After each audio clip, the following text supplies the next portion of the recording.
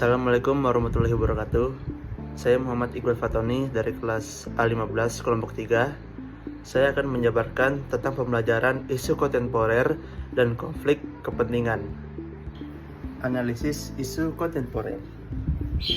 Isu kontemporer adalah persoalan aktual yang sedang berkembang di masyarakat dan memiliki dampak yang luas terhadap kehidupan publik, kehidupan ekonomi, maupun kehidupan pemerintahan.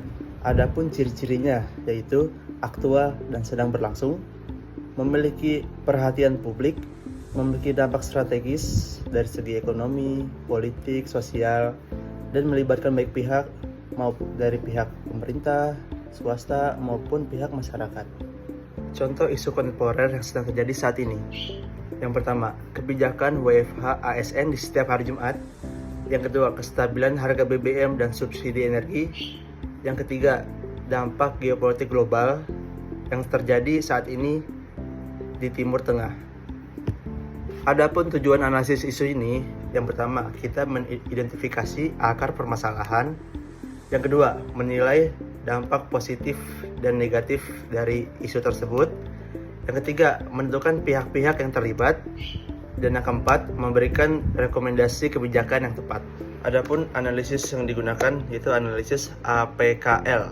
Apa itu APKL? A itu aktual, P-nya itu problematik, K-nya itu kelayakan, dan L-nya itu layak. Analisis selanjutnya yang digunakan yaitu analisis penyebab isu atau fishbone diagram, yaitu mengelompokkan penyebab masalah. Dan selanjutnya analisis yang digunakan yaitu analisis USG, urgency, seriousness, dan growth. Kita belajar tentang konflik kepentingan. Apa itu konflik kepentingan? Konflik kepentingan adalah kondisi ketika seorang atau pihak memiliki kepentingan pribadi yang dapat mempengaruhi objektivitas dalam menjalankan tugas atau pengambilan keputusan publik. Adapun jenis-jenis konflik kepentingan.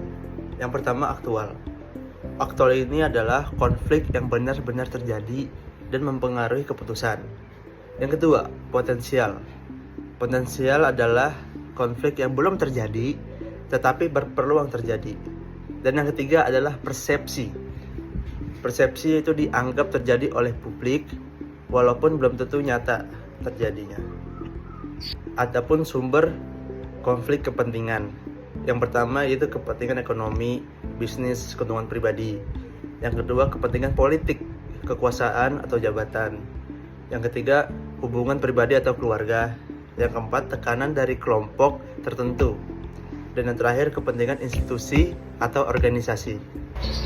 Adapun dampak dari konflik kepentingan, yaitu menurunkan kepercayaan publik, kebijakan tidak objektif, inefisiensi dan potensinya korupsi, ketimpangan dalam pelayanan publik. Pengelolaan dalam konflik kepentingan ini ialah transparansi dalam mengambil keputusan, akuntabilitas atas pejabat publik, regulasi dan kode etik yang jelas, deklarasi kepentingan, dan pengawasan dari lembaga independen. Jadi kesimpulan yang kita ambil dari pembelajaran isu kontemporer dan konflik kepentingan ialah dua hal yang saling berkaitan dalam kebijakan publik. Analisis yang baik tidak hanya melihat masalah utama, tetapi juga identifikasi aktor, kepentingan dalam bermain, serta dampak terhadap masyarakat.